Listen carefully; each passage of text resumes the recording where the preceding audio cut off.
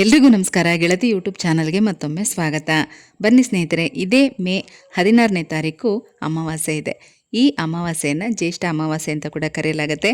ಈ ದಿನದ ವಿಶೇಷತೆ ಅಂದರೆ ಶನಿ ಜಯಂತಿ. ಬನ್ನಿ, ಅಮಾವಾಸ್ಯೆ ತಿಥಿ ಯಾವಾಗ ಪ್ರಾರಂಭ ಆಗುತ್ತೆ, ಯಾವಾಗ ಮುಕ್ತಾಯ ಆಗುತ್ತೆ, ಹಾಗೆ ಈ ದಿನ ಯಾವ ರೀತಿ ಪೂಜೆ ಮಾಡಬೇಕು, ಯಾವ ವಸ್ತುಗಳನ್ನು ದಾನ ಕೊಡಬೇಕು, ಅಷ್ಟೇ ಅಲ್ಲದೆ ಅಮಾವಾಸ್ಯೆ ಆದಮೇಲೆ ಮಾರನೇ ದಿನದಿಂದ ಅಧಿಕ ಮಾಸ ಪ್ರಾರಂಭ ಆಗುತ್ತೆ.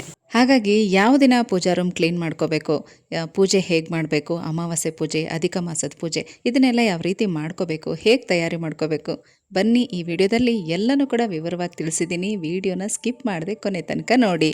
ಈ ಸಲದ ಶನಿ ಜಯಂತಿ ಶನಿವಾರನೇ ಬಂದಿರೋದು ತುಂಬ ವಿಶೇಷ. ಅಮಾವಾಸ್ಯೆ ಮತ್ತು ಶನಿ ಜಯಂತಿ ಎರಡೂ ಒಂದೇ ದಿನ ಇದೆ. ಅದರಲ್ಲೂ ಶನಿವಾರನೇ ಬಂದಿರೋದು ಇನ್ನೂ ವಿಶೇಷ ಅಂತಲೇ ಹೇಳ್ಬೋದು. ಇದೇ 2026 ಮೇ 16ನೇ ತಾರೀಕು ಶನಿವಾರ ಬೆಳಗಿನ ಜಾವ 5 ಗಂಟೆ 10 ನಿಮಿಷಕ್ಕೆ ಅಮಾವಾಸ್ಯೆ ತಿಥಿ ಪ್ರಾರಂಭ ಆಗುತ್ತೆ. ಮಾರನೇ ದಿನ ಅಂದರೆ ಭಾನುವಾರ ಮಧ್ಯರಾತ್ರಿ ಕಳೆದ ನಂತರ 1 ಗಂಟೆ 30 ನಿಮಿಷಕ್ಕೆ ಅಮಾವಾಸ್ಯೆ ತಿಥಿ ಮುಕ್ತಾಯ ಆಗ್ತಾ ಇದೆ. ಅಂದರೆ ಈ ದಿನ ಶನಿವಾರ 16ನೇ ತಾರೀಕು ಪೂರ್ಣ ಅಮಾವಾಸ್ಯೆ, ಅಂದರೆ ತುಂಬಿದ ಅಮಾವಾಸ್ಯೆ ಅಂತ ಹೇಳ್ತಾರಲ್ಲ, ಹಾಗೆ ಪೂರ್ಣ ಅಮಾವಾಸ್ಯೆ ಶನಿವಾರನೇ ಇರುತ್ತೆ. ಶನಿದೇವರನ್ನು ನ್ಯಾಯದ ದೇವರು, ಕರ್ಮ ಫಲದಾತ ಅಂತ ಕರೀತಾರೆ. ಈ ದಿನ ಶನಿದೇವರನ್ನು ಪೂಜೆ ಮಾಡೋದ್ರಿಂದ ಸಾಡೆ ಸಾತಿ, ಅಷ್ಟಮ ಶನಿ, ಪಂಚಮ ಶನಿ ಇಂತಹ ಶನಿ ದೋಷಗಳಿಂದ ಮುಕ್ತಿನ ಪಡಿಬಹುದು. ಈ ಪರಮಾತ್ಮನ ಆಶೀರ್ವಾದ ಪಡೆಯೋದು ತುಂಬಾ ಸುಲಭ. ಒಂದು, ಸುಳ್ಳು ಹೇಳಬಾರ್ದು, ಮೋಸ ಮಾಡಬಾರ್ದು, ಬೇರೆಯವರನ್ನು ಅನಾವಶ್ಯಕವಾಗಿ ನೋಯಿಸೋದು, ಅವಮಾನ ಮಾಡೋದು, ಹಾಗೆ ಹೆಣ್ಣು ಮಕ್ಕಳಿಗೆ ಗೌರವ ಕೊಡೋದು, ಈ ರೀತಿ ನಡ್ಕೊಂಡ್ರೆ ಸಾಕು. ಈ ಸ್ವಾಮಿಯಿಂದ ಯಾವುದೇ ರೀತಿ ತೊಂದರೆ ಆಗೋದಿಲ್ಲ. ಒಬ್ಬ ಮನುಷ್ಯನ ಕರ್ಮದ ಅನುಸಾರ ಫಲಗಳನ್ನು ಕೊಡ್ತಾ, ಅವರ ಜೀವನದಲ್ಲಿ ಆಗಿರುವಂಥ ತಪ್ಪುಗಳನ್ನೆಲ್ಲ ಅವರ ಕೈಯಿಂದನೇ ಸರಿ ಮಾಡ್ತಾ ಒಳ್ಳೆ ಪಾಠವನ್ನು ಕಲಿಸೋ ಸಲುವಾಗಿ ಪ್ರತಿಯೊಂದು ರಾಶಿಗೂ ಕೂಡ ಇವರ ಪ್ರವೇಶ ಆಗುತ್ತೆ. ಹಾಗಾಗಿ ಭಯ ಪಡೋದ್ರ ಬದಲು ಬಂದಿದ್ದನ್ನು ಭಕ್ತಿಯಿಂದ ಸ್ವೀಕರಿಸಬೇಕು. ಸೂರ್ಯದೇವ ಮತ್ತು ಛಾಯಾದೇವಿಯ ಪುತ್ರನಾದ ಶನಿದೇವರು ಜ್ಯೇಷ್ಠ ಮಾಸದ ಅಮಾವಾಸ್ಯೆ ದಿನ ಅವರು ಜನ್ಮವಾಗತ್ತೆ. ಈ ದಿನ ಅವರ ಆಶೀರ್ವಾದನ ಪಡ್ಕೋಬೇಕು ಅಂತಂದರೆ ಎಳ್ಳು ಬತ್ತಿಯಿಂದ ದೀಪ ಹಚ್ಚೋದು. ಎಲ್ಲ ದೇವಸ್ಥಾನಗಳ ಹತ್ರ ಮಾರ್ತಾ ಇರ್ತಾರೆ. ಕಪ್ಪು ಬಟ್ಟೆಯಲ್ಲಿ ಕಪ್ಪು ಎಳ್ಳನ್ನು ಕಟ್ಟಿ ಅದನ್ನು ಎಳ್ಳೆಣ್ಣೆಯಲ್ಲಿ ನೆನೆಸಿಟ್ಟಿರ್ತಾರೆ. ಅದು 9 ಬತ್ತಿಗಳಿರುತ್ತೆ. ಅದನ್ನು ತಗೊಂಡು ದೀಪ ಹಚ್ಚುವಂಥದ್ದು, ಅಥವಾ ಎಳ್ಳೆಣ್ಣೆಯನ್ನು ಅಭಿಷೇಕಕ್ಕೆ ದಾನ ಕೊಡುವಂಥದ್ದು. ಕಪ್ಪು ಉದ್ದಿನಕಾಳು ಬರುತ್ತಲ್ಲ, ಅಂದರೆ ಸಿಪ್ಪೆ ಸಹಿತ ಇರೋ ಅಂಥ ಕಪ್ಪು ಉದ್ದಿನಕಾಳನ್ನು ದಕ್ಷಿಣೆ ಸಮೇತ ಎಲೆ, ಅಡಿಕೆ, ಬಾಳೆಹಣ್ಣು 11 ರೂಪಾಯಿ, 21, 51 ಅಥವಾ 101 ರೂಪಾಯಿ ದಕ್ಷಿಣೆನ ಇಟ್ಟು ಅದ್ರ ಜೊತೆಗೆ 1/4 kg ಅಥವಾ ಅರ್ಧ kg ಉದ್ದಿನ ಕಾಳನ್ನು ಇಟ್ಕೊಂಡು ನಿಮ್ಮ ಮನೆಗಳಲ್ಲಿ ಯಾರ ಹೆಸರಿಗೆ ಅಥವಾ ಯಾರ ರಾಶಿಯಲ್ಲಿ ಶನಿ ದಶೆ ನಡೀತಾ ಇದೆಯೋ ಅವ್ರ ಕೈಯಿಂದ ಕೊಡಿಸೋದು, ಅಥವಾ ಅವ್ರ ಹೆಸರಲ್ಲಿ ನೀವೇ ಅದನ್ನು ಕೊಟ್ಟು ಅವ್ರ ಹೆಸರಲ್ಲಿ ಅರ್ಚನೆ ಮಾಡಿಸೋದು. ಈ ರೀತಿ ಮಾಡೋದ್ರಿಂದನೂ ಕೂಡ ಭಗವಂತನ ಆಶೀರ್ವಾದ ನಿಮಗೆ ಸಿಗುತ್ತೆ. ಸ್ವಲ್ಪ ಮಟ್ಟಿಗೆ ಅವರು ಶಾಂತರಾಗ್ತಾರೆ, ಒಂದು ಪ್ರಭಾವವನ್ನು ಕಡಿಮೆ ಮಾಡ್ಕೋಬಹುದು.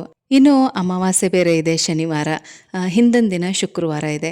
ಹಾಗಾದರೆ ಪೂಜಾ ರೂಮ್ ಯಾವತ್ತು ಕ್ಲೀನ್ ಮಾಡ್ಕೋಬೇಕು ಅಂತಂದರೆ ಗುರುವಾರ ಕ್ಲೀನ್ ಮಾಡ್ಕೋಬಹುದು, ಅಥವಾ ಗುರುವಾರ ಎಲ್ಲನೂ ಕೂಡ ಕದಲಿಸಿ ಶುಕ್ರವಾರ ಬೆಳಗ್ಗೆ ನೀವು ಅದನ್ನೆಲ್ಲ ತೆಗೆದು ಕ್ಲೀನ್ ಮಾಡಿ ಎಲ್ಲ ಕೂಡ ಜೋಡಿಸಿಟ್ಕೋಬಹುದು. ಶುಕ್ರವಾರ ಸಾಯಂಕಾಲ ಆದರೂ ನೀವು ಕಳಸ ಇಟ್ಟು ಪೂಜೆಗೆ ರೆಡಿ ಮಾಡ್ಕೊಳ್ಳಿ, ಅಥವಾ ಶುಕ್ರವಾರ ಎಲ್ಲ ರೆಡಿ ಮಾಡಿಟ್ಕೊಂಡು ಶನಿವಾರ ಬೆಳಗ್ಗೆ ಕೂಡ ನೀವು ಕಳಸ ಇಡ್ಬೋದು.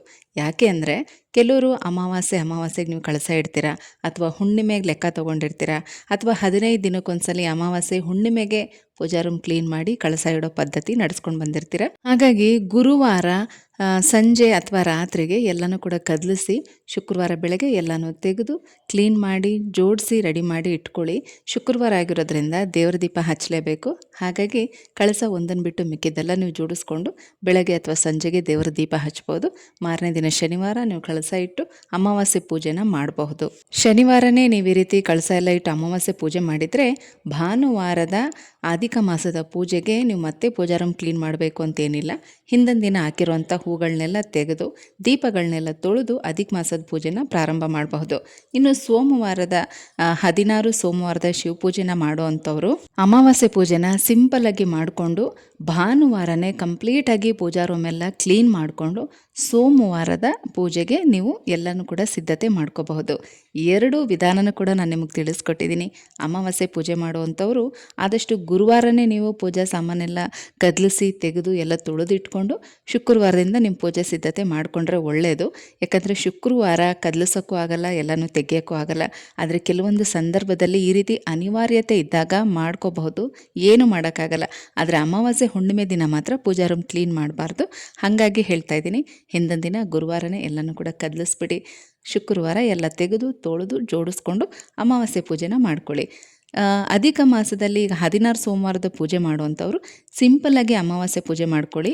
ಅಮಾವಾಸ್ಯೆ ಆದಮೇಲೆ ಭಾನುವಾರ ಪೂಜಾ ರೂಮೆಲ್ಲ ಕ್ಲೀನ್ ಮಾಡಿಕೊಂಡು ಎಲ್ಲನೂ ಜೋಡಿಸ್ಕೊಂಡು ಸೋಮವಾರದಿಂದ ನೀವು ಅಧಿಕ ಮಾಸದ ಪೂಜೆನ ಪ್ರಾರಂಭ ಮಾಡಬಹುದು. 16 ಸೋಮವಾರದ ಪೂಜೆಗೆ ಹುತ್ತದ ಮಣ್ಣೆಲ್ಲ ತಂದಿಟ್ಕೊಳ್ಳುವಂಥವ್ರು ಭಾನುವಾರ ಕೂಡ ತಂದಿಟ್ಕೋಬಹುದು. ಅಷ್ಟೇ ಅಲ್ಲದೆ ಕೆಲವು ದೇವಸ್ಥಾನಗಳಲ್ಲಿ ಈ ದಿನ ಶಾಂತಿ ಹೋಮಗಳನ್ನು ಮಾಡ್ತಾ ಇರ್ತಾರೆ. ಅದನ್ನೆಲ್ಲ ಮುಂಚಿತವಾಗಿ ತಿಳ್ಕೊಂಡು ನಿಮ್ಮ ಮನೇಲಿ ಯಾರಿಗಾದ್ರೂ ಪರಿಹಾರ ಪೂಜೆಗಳನ್ನು ಮಾಡಿಸ್ಬೇಕು ಅಂತ ಇದ್ರೆ ನೀವು ಹೋಗಿ ಮಾಡಿಸ್ಕೋಬಹುದು. ಈ ದಿನ 2 ಅತ್ಯಂತ ಶುಭ ಯೋಗದಿಂದ ಕೂಡಿದೆ. ಒಂದು ಸೌಭಾಗ್ಯ ಯೋಗ, ಇನ್ನೊಂದು ಶೋಭನಾ ಯೋಗ.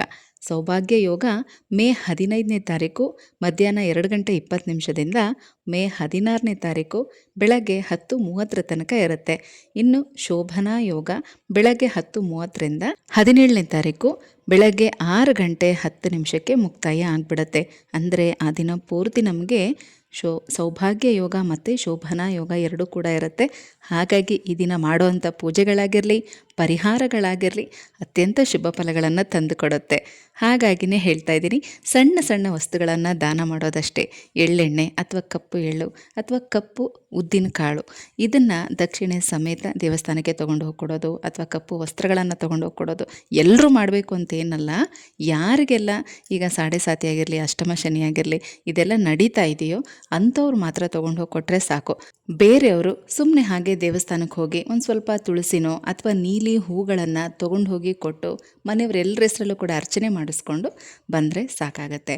ಅಲ್ಲದೆ ಈ ದಿನ ಪೂಜೆ ಕೂಡ ಅಷ್ಟೇ ಬೆಳಗ್ಗೆ 10:30 ಒಳಗಾಗಿ ಮಾಡಿದ್ರೆ ತುಂಬಾ ಒಳ್ಳೆಯದು. ಯಾಕಂದರೆ ಸೌಭಾಗ್ಯ ಯೋಗ ಇರುತ್ತೆ ಬೆಳಗ್ಗೆ 10:30 ತನಕ. ಹಾಗಾಗಿ ಈ ಸಮಯದಲ್ಲಿ ಪೂಜೆ ಮಾಡಿ. ಅಥವಾ ಈ ಸಮಯದಲ್ಲಿ ಮಾಡೋದಕ್ಕೆ ಆಗಲಿಲ್ಲ ಅಂತಂದರೆ ಮಧ್ಯಾಹ್ನ 11:40 12:30 ತನಕ ಅಭಿಜಿತ್ ಮುಹೂರ್ತ ಇರುತ್ತೆ. ಈ ಸಮಯದಲ್ಲೂ ಕೂಡ ಮಾಡಬಹುದು.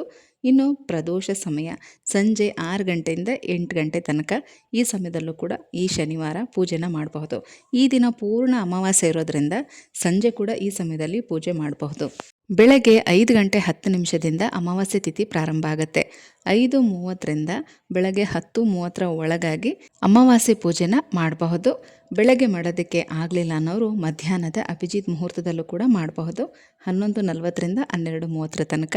ಈ ಸಮಯದಲ್ಲೂ ಮಾಡೋಕ್ಕಾಗಲಿಲ್ಲ, ಬೆಳಗ್ಗೆಯಿಂದೆಲ್ಲ ತಯಾರಿ ಮಾಡ್ಕೋತಾ ಇದ್ವಿ ಅಂತ ಅಂದರೆ ಸಂಜೆಯ ಪ್ರದೋಷ ಸಮಯ ಸಂಜೆ 6 ಗಂಟೆಯಿಂದ 8 ಗಂಟೆವರೆಗೂ ಮಾಡಬಹುದು.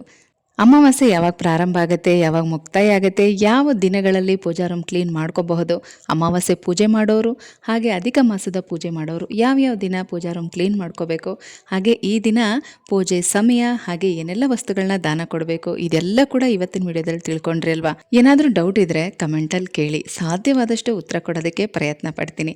ಇನ್ನಷ್ಟು ಮಾಹಿತಿ ಜೊತೆಗೆ ಮತ್ತೆ ಸಿಗ್ತೀನಿ. ಹೋಗಿ ಬರ್ಲಾ.